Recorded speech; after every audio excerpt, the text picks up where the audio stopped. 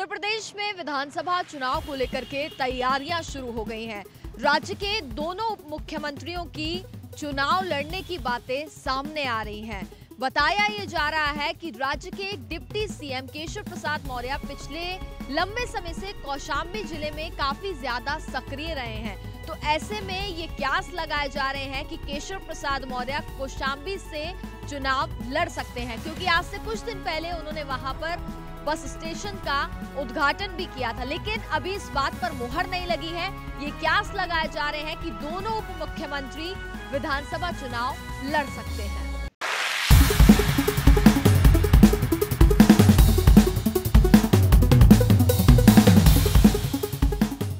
उत्तर प्रदेश विधानसभा चुनाव के लिए भारतीय जनता पार्टी सरकार के मुख्यमंत्री और दोनों उप मुख्यमंत्रियों के विधानसभा चुनाव लड़ने की चर्चा है।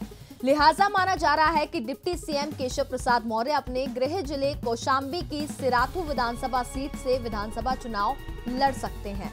हालांकि अभी तक इसका ऐलान नहीं किया गया है, लेकिन इसकी चर्चा शुरू हो गई है, क्योंकि उन्होंने अपने करीबी सहयोगी और भाजपा प्रदेश कार्य समिति सदस्य अरुण अग्रवाल को भी सिराथू विधानसभा का प्रभारी नियुक्त किया है, जिसके बाद उनके सिराथू से चुनाव लड़ने की अटकलें तेज हो गई हैं। लेकिन पार्टी ने अभी तक तय नहीं किया है कि सीएम योगी आदित्यनाथ और उनके डिप्टी सीएम केशव प्रसाद मौर्य और दिनेश शर्मा कहां से चुनाव लड़ेंगे। मिली जानकारी के अनुसार पार्टी इन तीनों के लिए सुरक्षित सीट तलाश कर रही है।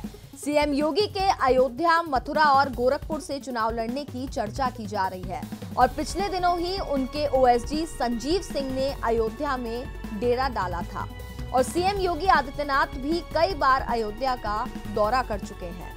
वहीं राज्य के डिप्टी सीएम केशव प्रसाद मौर्य की प्रयागराज के पड़ोसी जिले कौशाम्बी, प्रयागराज उत्तर, फाफामऊ और सिराथू विधानसभा सीट से चुनाव लड़ने की चर्चा है।